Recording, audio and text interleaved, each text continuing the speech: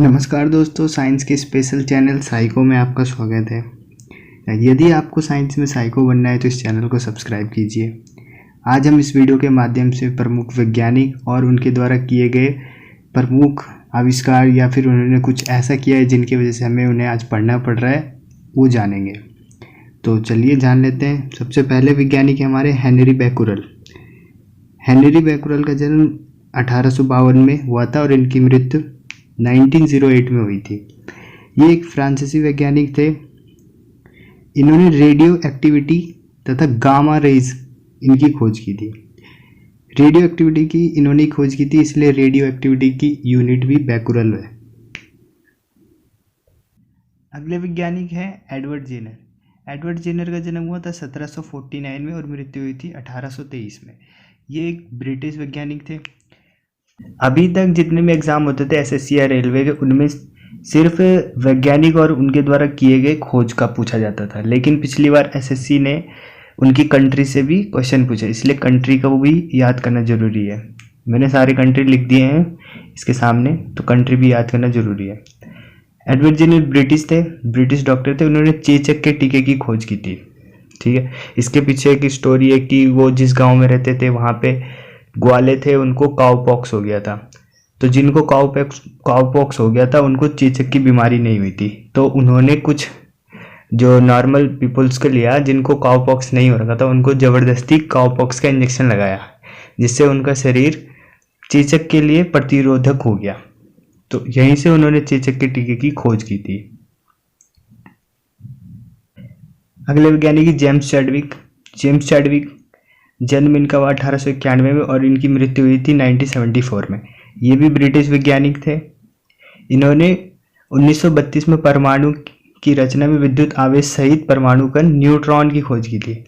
Neutron की खोज की थी चैडविक ने, इलेक्ट्रॉन की खोज की थी थॉमसन ने और प्रोटॉन की खोज की थी गोल्डस्टीन ने। ठीक है। कॉपरनिकस का जन्म हुआ था 1473 में और मृत्यु हुई थी 1543 में। ये पोलैंड के खगोल शास्त्री थे जिन्होंने सबसे पहले ये बताया था कि पृथ्वी एक जगह पे नहीं रहती, बल्कि यह सूर्य के चारों ओर चक्कर लगाती है। ओके, लेकिन ये बात सबसे पहले आर्यभट्ट ने ही बता दिया था, वो आगे हम पढ़ेंगे। मैडम मैरी क्यूरी, इनका जन्म हुआ था 1867 में और मृत्यु हुई थी 1934 में। ये पोलैंड के वैज्ञानिक थी और इन्होंने बाद में पैरी क्यूरी नामक वैज्ञानिक से शादी कर ली थी, तो इनकी नागरिकता, फ्रांस की भी नागरिकता इनके पास आ गई थी। फ्रांस के थे पैरी क्यूरी।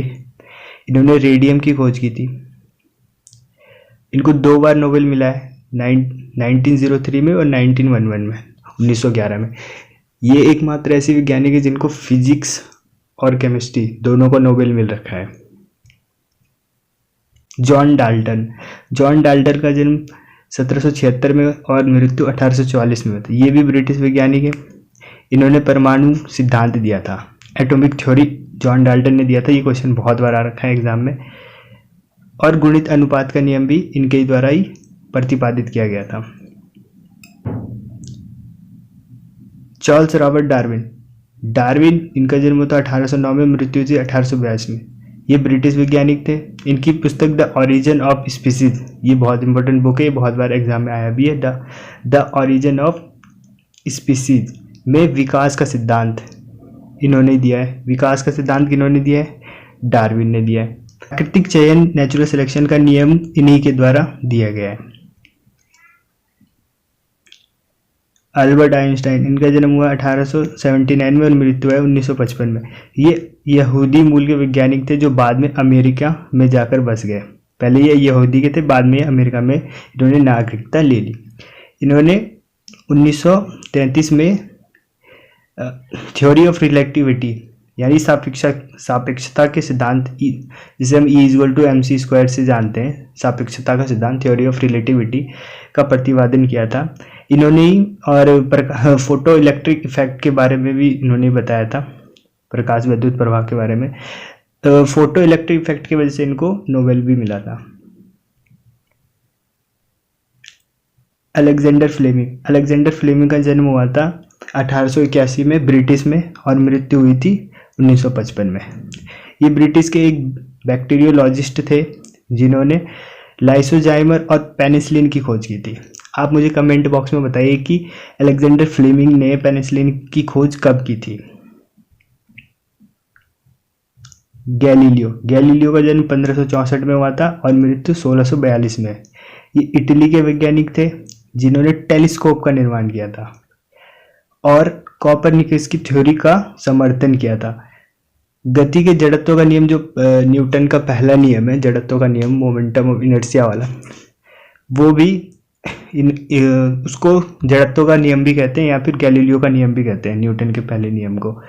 और 1640 में पेंडुलम क्लॉक का भी आविष्कार किया था इन्होंने। 1640 में गैलीलियो ने पेंडुलम क्लॉक का भी आविष्कार किया था और इन्होंने अपने स्वयं के द्वारा निर्मित टेलीस्कोप, अभी बताया कि इन्होंने टेलीस्कोप का निर्माण किया। इन्होंने जब टेलीस्कोप का निर्माण कर लिया था तब इन्होंने शुक्र ग्रह और शनि ग्रह का निरीक्षण किया और यह बताया कि जो सभी ग्रह हैं वो सूर्य के चारों ओर चक्कर लगाते हैं। जब उन्होंने ये बताया तो उस टाइम जो क्रिश्चियन लोग ये मानते थे कि जो पृथ्वी है वो सेंटर है, ब्रह्मांड का सेंटर है, लेकिन इन्होंने बताया कि जो सन है वो सेंटर है और उसकी तरफ ग्रह चक्कर काटते। इस पे जो क्रिश्चियन लोग थे वो भड़क गए, इनको फांसी की भी सजा सुना दी गई थी उस टाइम। विलियम हार्वे का जन्म हुआ था 1578 में और मृत्यु हुई थी 1657 में। ये ब्रिटिश वैज्ञानिक थे, ब्रिटिश डॉक्टर थे ये। इन्होंने ब्लड सर्कुलेशन की खोज की थी, रक्त परिवहन की। आप विलियम हार्वे और कार्ल लैंडस्टीनर में कंफ्यूज मत होइएगा। लैंडस्टीनर ने ब्लड ग्रुप की खोज की थी जबकि विलियम हार्वे ने ब्लड सर्कुलेशन की खोज की थी। एडवर्ड जेनर, ये फिर से आ गया, एडवर्ड जेनर के बारे में पढ़ लिया हमने। जोसेफ लिस्टर का जन्म 1827 में और मृत्यु 1912 में। ये ब्रिटिश वैज्ञानिक थे, ब्रिटिश के सर्जन थे, ये सर्जरी करते थे। इन्होंने एंटीसेप्टिक सर्जरी, सबसे पहले इन्होंने एंटीसेप्टिक सर्जरी का इन्होंने ही सूत्रपात किया था, इन्होंने ही बताया था एंटीसेप्टिक सर्जरी कैसे करते हैं। जोसेफ पिस्टले, जन्म हुआ था 1733 में और मृत्यु हुई थी 1804 में। ये ब्रिटिश रासायनिक शास्त्र थे, इन्होंने ऑक्सीजन की खोज की थी और इन्होंने ये बताया था कि जो गैसों को स्टोर कैसे किया, मतलब गैसों को स्टोर करने की विधि बताई थी इन्होंने। W.C. रॉन्स्टन, इनको बहुत जगह इनका रॉजेंटन भी नाम मिलेगा लिखा हुआ, रॉन्स्टन भी लिखाएगा। इनका जन्म हुआ था 1845 में, मृत्यु हुई थी 1930 में। ये जर्मन वैज्ञानिक थे, इन्होंने एक्सरे की खोज की थी। ये क्वेश्चन बहुत बार पूछा गया, एक्सरे की खोज किसने की थी, तो रॉन्स्टन ने की थी और इसे इन्होंने एक्सरे की खोज की थी, इसलिए एक्स किरणों को रॉन्स्टन रे भी कहते हैं।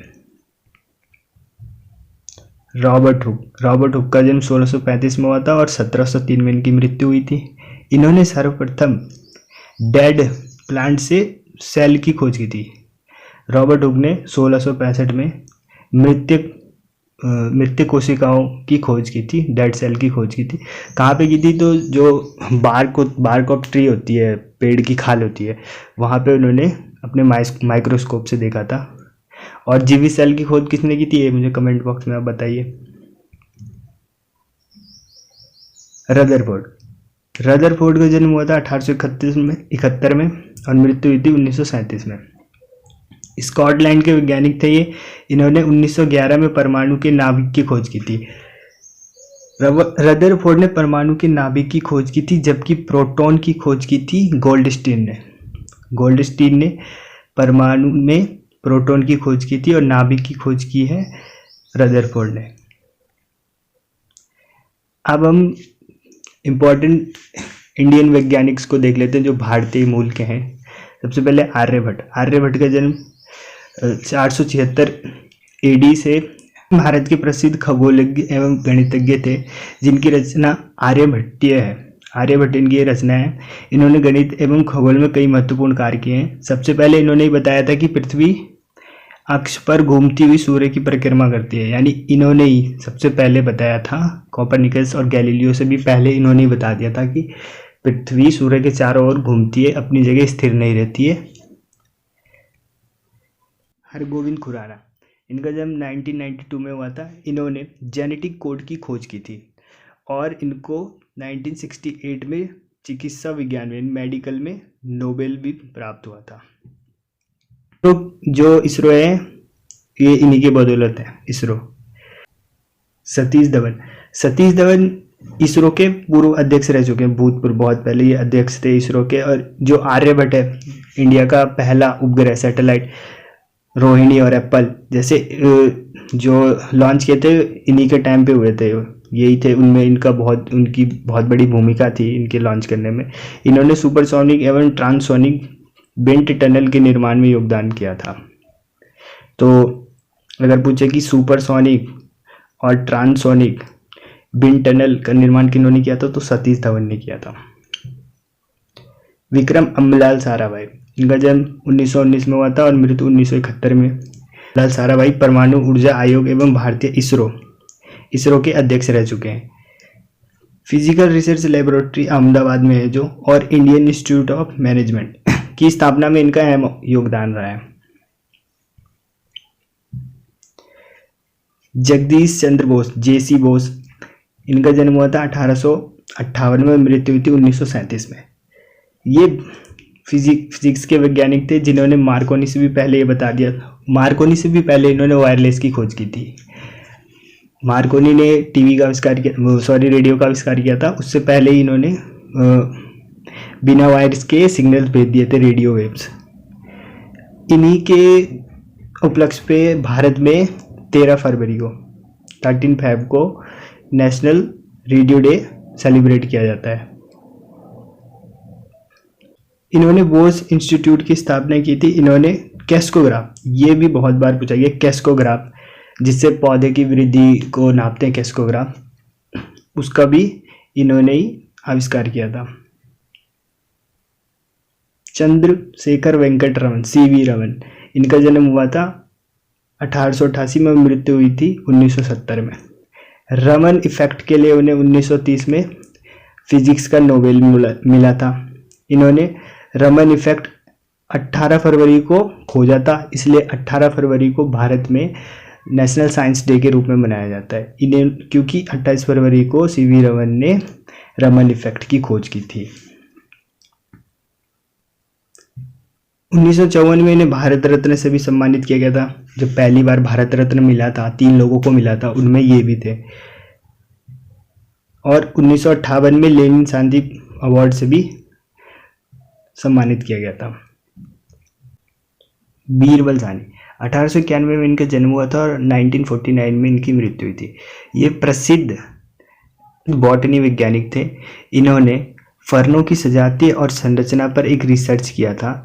जो ये फर्नों की सजातीय और संरचना है, ये रिसर्च इन्होंने किया था, बीरबल साहनी ने। मेघनाथ साहा, इनका जन्म 1893 में हुआ था और मृत्यु 1956 में हुआ था। ये फिजिक्स के वैज्ञानिक थे और मात्र 30 वर्ष की आयु में इलाहाबाद विश्वविद्यालय में प्रोफेसर बने थे। सब बहुत कम ही उम्र में ये प्रोफेसर बन गए थे। थर्मोडायनेमिक्स में इनका बहुत बड़ा नाम है। थर्मोडायनेमिक्स में तापीय आयतन सिद्धांत इन्होंने दिया है थर्मोडायनेमिक्स में। और इनकी एक बुक है जो एग्जाम में बार बार पूछा जाता है, the history of Hindu science. ये इन्हीं के द्वारा लिखी गई बुक है, मेघनाथ साहा द्वारा। डॉक्टर सालिम अली, इनका जन्म 1857 में हुआ था और मृत्यु 1987 में। ये प्रसिद्ध प्रकृति वैज्ञानिक एवं पक्षी विशेषज्ञ थे।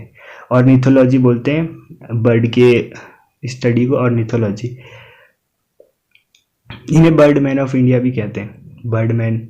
जबकि ऑर्निथोलॉजी के फादर कौन है, ये आप कमेंट में बताइए। बर्डमैन तो सालिम अली को कहा जाता है, लेकिन फादर ऑफ ऑर्निथोलॉजी किन्हें कहा जाता है? चलो मैं बताता। ए.यू. होम को फादर ऑफ ऑर्निथोलॉजी कहा जाता है। 1976 में पद्म विभूषण तथा 1983 में वन्य प्राणी संरक्षण पुरस्कार से सम्मानित किया गया था इनको। डॉक्टर होमी जहांगीर भाभा, परमाणु क्षेत्र में इनका बहुत बड़ा योगदान था। जहां सतीश धवन और साराभाई का योगदान अंतरिक्ष में था, तो यहीं परमाणु क्षेत्र में होमी जहांगीर बाबा का बहुत बड़ा योगदान। इनका जन्म 1909 में हुआ था, 1966 में इनकी मृत्यु हो गई थी। 1948 में जो परमाणु ऊर्जा आयोग बना था भारत में, उसके अध्यक्ष यही थे, होमी जहांगीर बाबा थे। वे परमाणु केंद्र बाद में जो भाभा अनुसंधान केंद्र बना है, जो आज भाभा अनुसंधान केंद्र के नाम से जाना जाता है, भाभा एटॉमिक रिसर्च के नाम से जाना जाता है, उसके संस्थापक थे। इन्होंने ही बनाया है ये परमाणु अनुसंधान केंद्र। वे संयुक्त राष्ट्र यानी यूएन द्वारा आयोजित प्रथम परमाणु ऊर्जा के शांति प्रयोग अधिवेशन के भी अध्यक्ष थे। वे Tata institute of fundamental research FIFR के भी पहले निदेशक थे, यानी FIFR के भी पहले निदेशक थे। और यूएन के द्वारा जो परमाणु पे शांतिपूर्ण प्रयोग अधिवेशन हुआ था, उसके भी ये अध्यक्ष थे। सुब्रमण्यम चंद्रशेखर, S चंद्रशेखर, इनका जन्म हुआ था 1910 में और मृत्यु हुई थी 1995 में।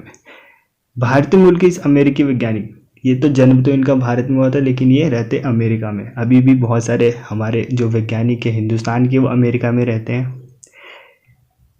वैज्ञानिक इन्होंने क्या किया था कि तारों के संबंध में अनेक उल्लेखनीय अनुसंधान किए, बहुत सारे रिसर्च किया था इन्होंने तारों से रिलेटेड। 1923 में इन्होंने विलियम फाउलर के साथ भौतिक का नोबेल पुरस्कार प्राप्त किया था। 1923 में इनको विलियम फाउलर के साथ फिजिक्स का नोबेल मिला था। सूर्य के द्रव्यमान के 1.4 गुने द्रव्यमान को चंद्रशेखर सीमा कहा जाता है। चंद्रशेखर सीमा इन्होंने डिफाइन किया था। अगर एग्जाम में पूछ लिया चंद्रशेखर सीमा कितनी होती है, तो सूर्य का जो मास होता है द्रव्यमान, उसके 1.4 गुने द्रव्यमान को, उतना मास को चंद्रशेखर सीमा कहते हैं। तो गाइज इतना ही था इस वीडियो में। ये पार्ट 1 है, पार्ट 2 बहुत जल्दी आएगा, क्योंकि अगर मैं पार्ट और भी वैज्ञानिकों को कवर करता तो वीडियो बहुत बड़ी बन जाती।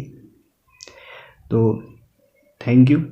अगर वीडियो अच्छी लगी है तो लाइक कीजिए वीडियो को। अगर अब इसमें कुछ गलती दिखी है तो नीचे कमेंट बॉक्स में कमेंट कर दीजिए। Thank you.